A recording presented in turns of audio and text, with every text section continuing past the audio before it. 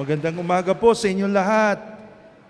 At siguro sapagkat ngayon po ay ikatlong umaga na ng ating Misa de Gallo, bagamat kasisindi lang natin ng ikatlong kandila ng Adbyento, I think we can really greet one another isang maligayang Pasko. Ayan, no?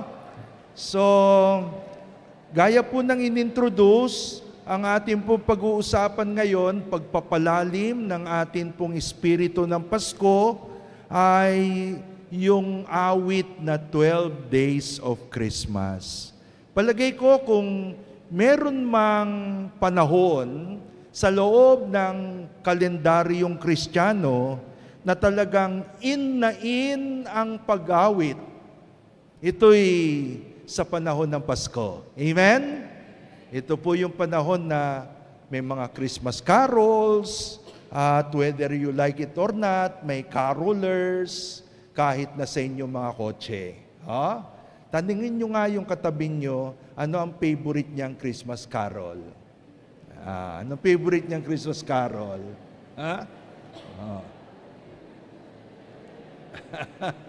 May kanya-kanya tayong choices, siyempre. Siguro yung iba, Holy Night, yung iba, Silent Night, baka yung iba ay, ano ba yung Tagalog song na, Pasko na, sinta ko. Yun ang Pasko ng mga ulila. Pero, alam nyo, isa po sa mga Christmas carols na matagal kong na-appreciate ay ito pong 12 Days of Christmas. Nung tinuturo sa amin yan sa eskwelahan, hindi ko masyadong ma-feel paano ito Christmas carol. Unang-una, parang memory song. First day, second day, third day, Pwede mo nga gawing contest yun eh. So, first day, second day, third day, hanggang 12th day of Christmas. Pero, ito palang awit na ito na nagmula sa England is one of the richest Christmas carols in terms of a Christian message. At yun po yung nais kong i-share sa inyo ngayong umaga. Firstly, thanks be to God dahil po sa masigasig na katekismo ng simbahan, ngayon, we begin to appreciate yung 4 na linggo bago magpasko. At yan nga po yung 4 weeks of Advent. Ano yung meaning, ano yung kulay ng bawat linggo ng Adbyento. Pero maliban po dyan, napakahalaga din para yung after December 25, meron palang 12 days of Christmas pa rin. Yun pala yung tinutukoy ng awit na ito. Mula December 25 hanggang sa traditional na piyesta ng pagbisita ng mga Magi's, yung January 6. Kung bibilangin nyo, yun po ang 12 days of Christmas. Nakapaloob doon siyempre ang pagdiriwang ng Pasko, ang pagdiriwang ng bagong kalendaryo, January 1, which for the church is the solemn feast of Mary, Mother of God, and then January 6, yung traditional feast ng Epiphany o the Feast of the Magi's. Siya nga po pala, just for information, para sa mga kapatid natin na Eastern Catholics o Greek Orthodox Church, sinisimulan lamang nila ang kanilang Pasko ng January 6. Kasi sabi nila, sila hindi naman mga Hudyo. Kaya ang Kristong bagong silang ipinakilala sa mga hindi Hudyo sa pagbisita ng mga Magi's. Kaya sabi nila, doon ang kanilang Pasko. Okay, so yun po yung coverage ng 12 days of Christmas. At ang awit na atin pong tinutukoy, yung 12 days of Christmas, ang pinakapopular na version nito, kasi meron na iba-ibang version, ay nanggaling po sa version ng 1909, no? Yung lyrics, yung melody. Pero mas mahalaga yung nakapaloob na Christian message sa awit na ito. Yan, no? Kung mahaba-haba sana ng oras, papakantahin ko kayo eh. No? On the first day of Christmas, my true love gave to me. Yan. Sino yung true love na yon na nagbibigay ng regalo sa Pasko? Sabi po nila, yun daw po si God the Father. The true love of our lives. Nagbigay ng regalo sa atin. At ang unang regalo niya, a partridge in a pear tree. Ano ba itong partridge in a pear tree?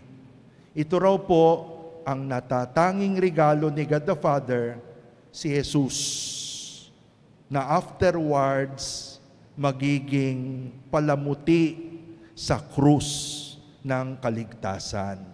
Yun ang unang regalo. Pangalawang regalo, sabi doon, 2 turtle doves. Ayan. Dalawang bato-bato. Dalawang turtle doves. Ano naman ang ibig sabihin ng dalawang turtle doves na yon? Yun daw po ang dalawang bahagi ng kwento ng kaligtasan. The Old Testament and the New Testament. Yan. O makinig kayo i-memorize nyo mamaya, magpapakontest.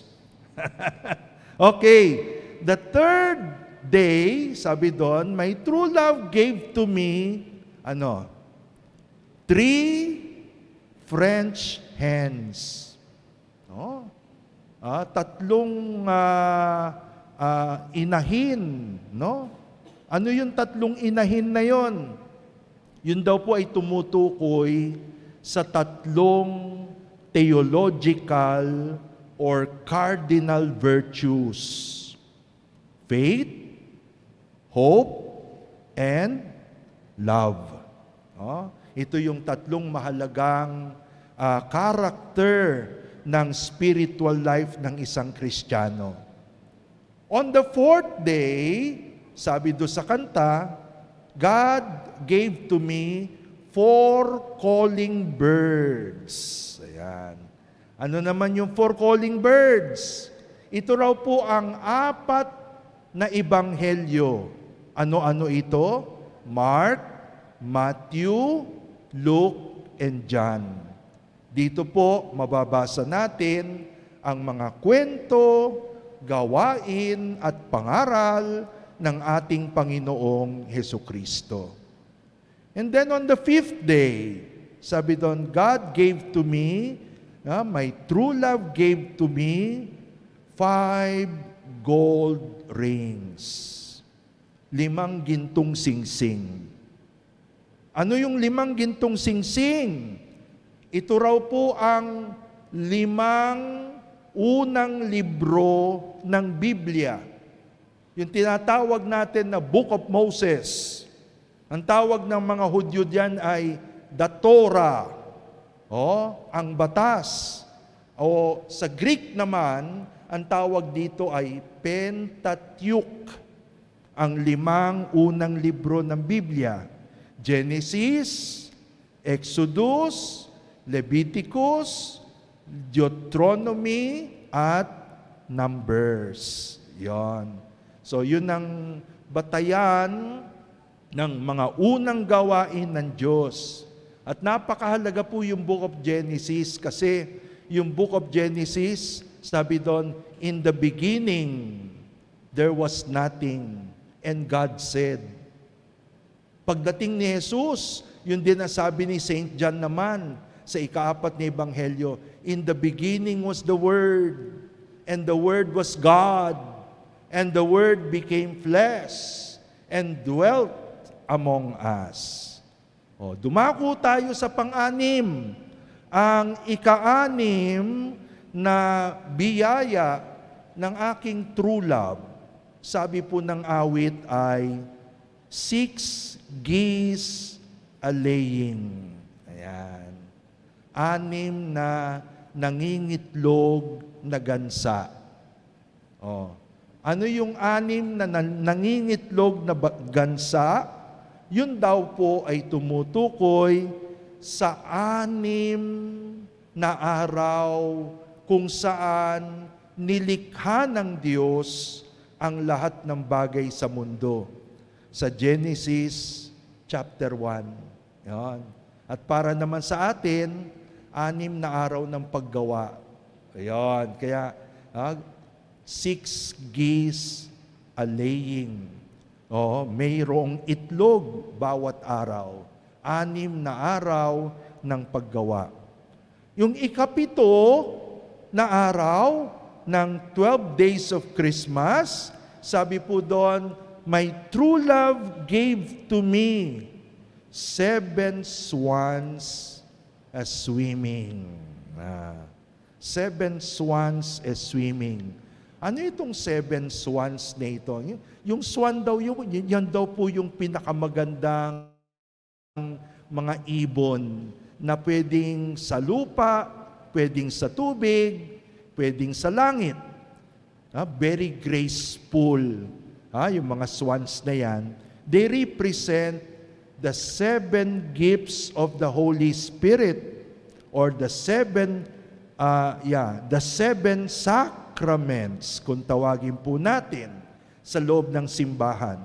Baptism, confirmation, Eucharist, confession, marriage, holy orders, at anointing of the sick. Dako tayo sa ika-8. What did my true love give to me? What did my true love give to me on the 8th day? Sabi po doon, 8 maids a-milking. So ito raw po ay tumutukoy naman sa 8 Beatitudes. Mababasa natin sa Matthew chapter 5. Blessed are the poor in spirit. 8 yon. Itong 8 Beatitudes na ito, sa New Testament, ito po ay katumbas ng 10 Commandments sa Old Testament. Kung sa Old Testament, ang spirituality ay 10 Commandments, sa New Testament, ang spirituality ay 8 Beatitudes. Kaya nga, kung mamememorize mo yung 8 Beatitudes na yan, yan ang tinatawag natin na Magna Carta of Christianity. Basic teachings of Christianity. On the 9th day of the 12th day of Christmas, sabi po sa awit, my true love gave to me 9 ladies dancing. Ano naman itong 9 ladies dancing? Ito raw po ay nagre-remind sa atin sa 9 fruit of the Holy Spirit. Mababasa natin sa Galatians chapter 5, verse 22 hanggang sa verse 23. Ano itong 9 fruit na ito of the Holy Spirit? Love, joy, peace, patience, kindness, generosity, faithfulness, gentleness, at self-control. Teka, siyam yan. Bakit fruit. Kahit anong version ng Bible ang basahin ninyo, sa Galatians 5:22, fruit palagi yan. Kahit siyam. Kasi po, yung 9 fruit na yan, hindi mo dapat pipiliin. Kung hindi, pagsasama-samahin mo. Sabi nga ng mga Indian, mekos-mekos. Pagsasamahin mo yung 9 fruit na yan. Bakit? Ano yung 9 fruit na yan? Yan daw po ang karakter mismo ni Jesus. If you grow up in all of those 9 fruit of the Spirit, you are becoming more and more like Jesus every day. Yan. Now, ang ikasampo na gift ng true love ko, sabi sa awit, 10 lords aliping. Dito sa St. Peter's, meron kayong isang Lord. Dito, 10 lords. 10 lords aliping. Ito daw po yung 10 commandments. Ayan. Ang batayan naman ng Old Testament, 10 commandments. Then, number 11, day 11, my true love gave to me 11 pipers piping. Sino itong 11 pipers piping? Ito daw po yung 11 faithful apostles of Jesus. Inalis na si Judas. 11 na lang. Okay?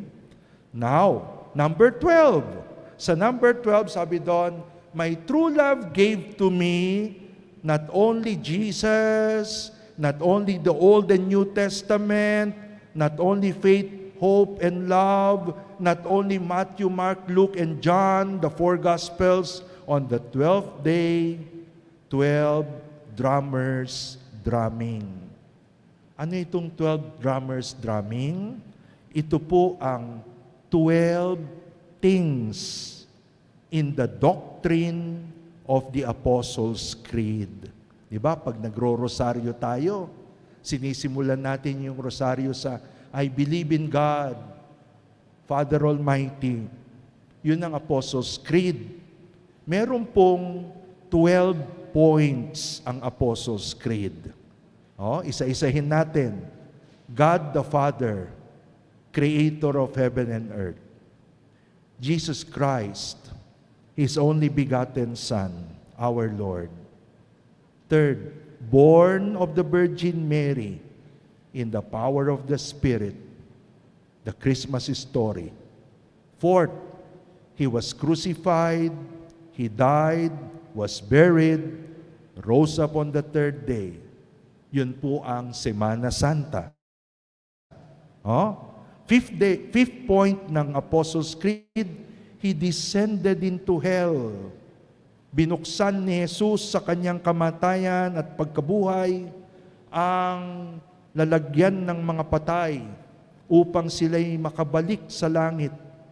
Sixth point, He ascended into heaven and is seated at the right hand of the Father.